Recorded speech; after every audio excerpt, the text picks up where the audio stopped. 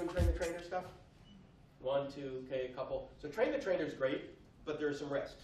So there's really two flavors of train the trainer. There's probably a couple more, but broadly speaking.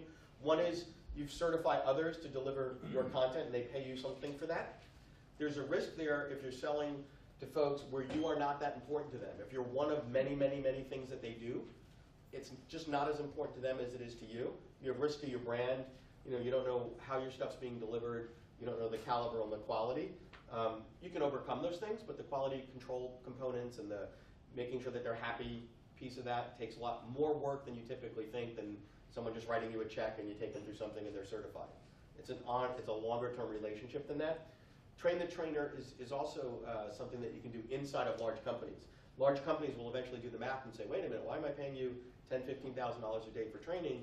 Can we certify some of our folks that get paid much, much less than that to do it? And you got to have it documented and coded. There is a right way to do this and a wrong way to do this, right? So the right way to do this is by using the right tools and the right people and instructional designers and tying things back to exercises and activities that are actually been validated to prove the learnings, not just because it gets a laugh on stage. What works on stage, speaking, by the way, is about being entertaining, is about being engaging, and about introducing concepts to people that you hope resonate with them. Training is about changing the behaviors. It's a whole different piece and a whole different mindset, and if you don't have the expertise to do it, don't.